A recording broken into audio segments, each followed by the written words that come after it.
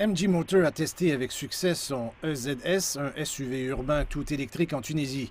Le véhicule, qui est le premier modèle de véhicule électrique à être introduit sur le marché tunisien, est décrite comme la voiture électrique familiale conçue pour les conducteurs qui souhaitent associer les avantages d'un véhicule écologique pratique, mais qui a aussi du style. Nous avons organisé un déplacement avec des pilotes professionnels et des clients de MG Motor. Nous sommes fiers de la réalisation de ce nouveau véhicule plein d'innovations. C'est la première voiture électrique à voyager du nord au sud du pays, parcourant des milliers de kilomètres. Nous avons installé des bornes de recharge pour véhicules électriques. L'opération est réussie. Le PDG de MG Tunisie, Khaled Beliba, a noté que les entreprises chinoises étaient les plus grands producteurs de batteries pour voitures électriques au monde. Il a ajouté que les ventes de ces voitures électriques devraient tripler d'ici 2025 et que la Chine devrait dominer le marché.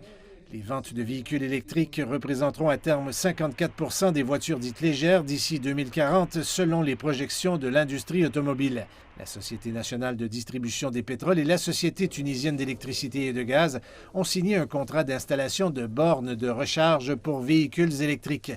Le projet prévoit la mise en place de l'infrastructure de recharge des VE dans les stations-service agiles dans le cadre d'un projet pilote de promotion du transport et des véhicules électriques en Tunisie.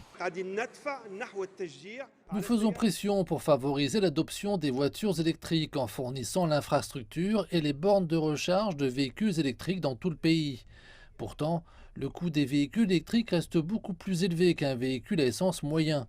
Le ministère tunisien des Finances doit offrir des incitations et réduire les taxes pour encourager les gens à acheter des voitures électriques. Le gouvernement tunisien vise à réduire la consommation de combustibles fossiles et à renforcer l'efficacité énergétique dans le secteur des transports. Les autorités ont mis en place un comité chargé d'élaborer la stratégie nationale d'intégration des véhicules électriques dans le pays. Le ministre tunisien de l'Industrie, de l'Énergie et des Mines a déclaré que depuis l'accord de Paris sur le climat en 2016, la Tunisie s'efforce de réduire ses émissions de gaz à effet de serre, prévoyant de réduire ses émissions de carbone de 41 % d'ici 2030.